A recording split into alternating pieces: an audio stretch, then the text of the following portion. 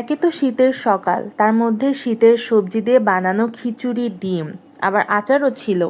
তার উপর আবার খেজুরের রসের পায়েস, আবার এমনি খেজুরের রস জাল করাও, মানে এক্সে বার্কার এগ।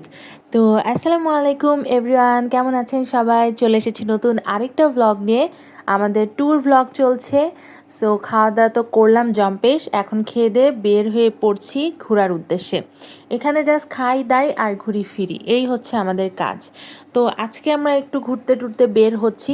এই যে দেখেন, আমরা সবাই উঠে পড়েছি গাড়িতে, এখন যাচ্ছি আমরা সুন্দর রাস্তা ধরে কোনো এক জায়গায়। চলেন, আপনাদের সাথে তো অবশ্যই শেয়ার করব। গ্রামের দৃশ্যের কোনো তুলনাই হয় না। তো গ্রামে আমরা প্রকৃতি দেখতে দেখতে যাচ্ছিলাম, রাস্তার দুধারে যে কি সুন্দর। তো এটা দেখতে দেখতেই আমরা আমাদের গন্তব্যে চলে এসেছি আমরা সাতক্ষীরার সেই বট গাছে, যেটা হাজার বছরের পুরনো।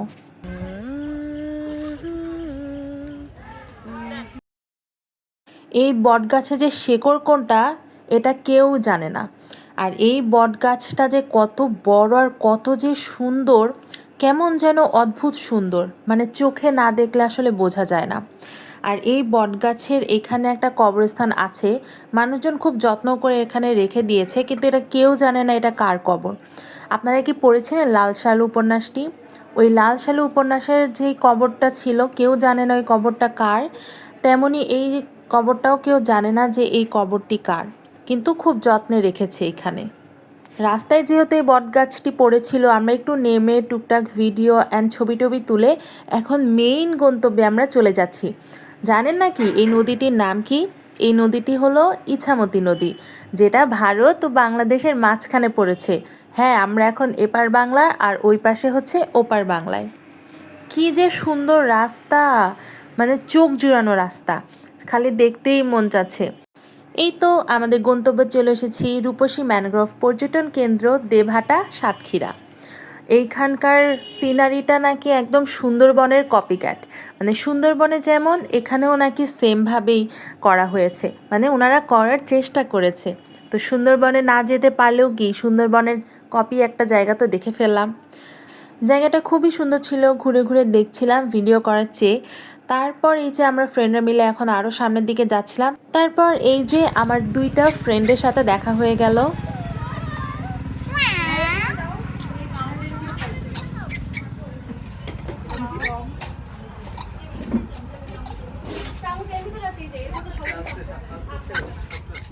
যেহেতু আমরা সকালবেলা খাওয়া দাওয়া করে বের হয়ে এসেছিলাম, তো দুপুরবেলা তো খাওয়ার সুযোগটা পাবো না বাসায়, কারণ যেতে যেতে তো রাত হয়ে যাবে। তো আন্টি আমাদের জন্য একদম সব কিছু প্যাক করে দিয়েছে, খাবার দাবার থেকে শুরু করে প্লেট, পানি, সব কিছু আন্টি একদম প্যাক করে দিয়েছে। এখানে এসে আমাদেরকে সার্ভ করে দিচ্ছিল। দেন আমরা এখান থেকে একটা কোক কিনে নিয়েছিলাম। তারপর আমরা সবাই মিলে আগে খাওয়া দাওয়া করলাম। এই যে সব কিছু একদম রেডি করে আমরা হচ্ছে খেতে বসেছি। অ্যান্ড দেন আমরা যাচ্ছি এই যে নদীর পাড়ে। নদীর পাড়টা যে কি সুন্দর, ফোনেতে এতটা বোঝা যাচ্ছে না, বা ওভাবে আমি দেখাতেও পারিনি। বাট ওখানে যে একা একা নিজের চোখে না দেখলে আসলে বোঝা যায় না যে কতটা সুন্দর। তারপর আমরা এখানে একটু নৌকায় উঠে নদীটা একটু ঘুরে আসলাম। ইছামতি নদীর তো এপার বাংলাদেশ আর ওপার ইন্ডিয়া, মানে অর্ধেক নদী আমাদের, অর্ধেক নদী ইন্ডিয়ার। তো আমরা নদীতে যখন আমরা নৌকায় উঠছিলাম, ওই পাশ দিয়ে দেখা যাচ্ছিল ইন্ডিয়ার অনেক কিছু দেখা যাচ্ছিল। ওদের ওখানে মার্কেট ছিল, মানুষজন হাঁটাহাঁটি করছিল। আবার এই পাশে যেমন নৌকা স্টিমার চলছে, ওদের ওই পাশে ওইরকম নৌকা স্টিমার চলছিল। আর দূর থেকে ইন্ডিয়ার একটা ব্রিজও দেখা যাচ্ছিল। ফোনে এতটা ক্যাপচার হচ্ছিল না, বাট স্টিল আমি আপনাদেরকে একটু দেখানোর চেষ্টা করছিলাম।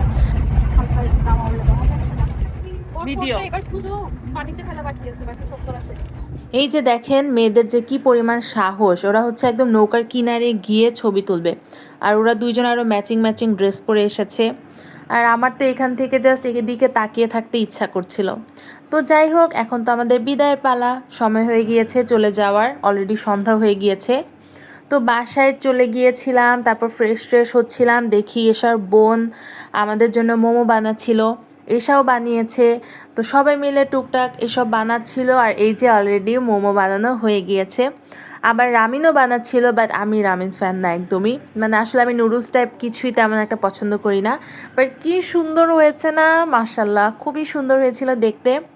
তারপর মোমোজ অ্যান্ড রামিন খেতে খেতে তো অনেক রাত হয়ে গিয়েছিল, প্রায় 11টা 11:30 বেজে গিয়েছিল।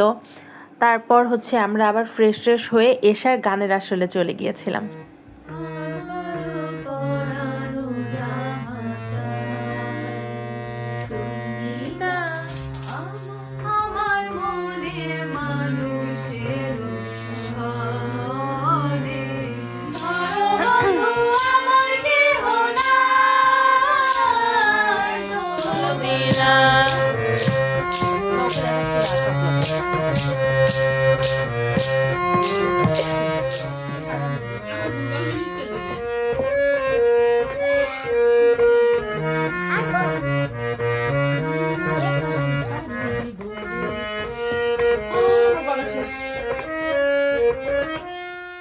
কেমন লাগছে বলুন তো? আমাদের তো অনেক ভালো লেগেছে, গলা ছেড়ে গান গাচ্ছিলাম, কারণ কেউ এখানে জাজ করার নেই।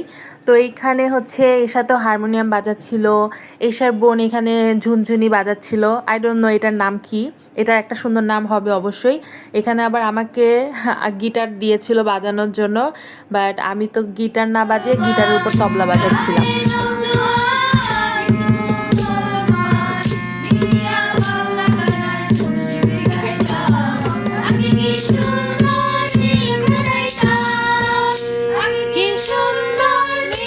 তারপর গানের আসর শেষ করে আমরা রাত 2টার দিকে গিয়েছি ডিনার করতে।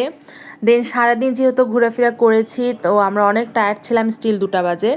তারপর আমরা খাওয়া দাওয়া করে আমরা একদম ঘুমিয়ে পড়েছিলাম, কারণ নেক্সট ডে আমাদের আরও কিছু প্ল্যান ছিল। ইনশাল্লাহ ওইসব আপনাদের সাথে শেয়ার করা হবে।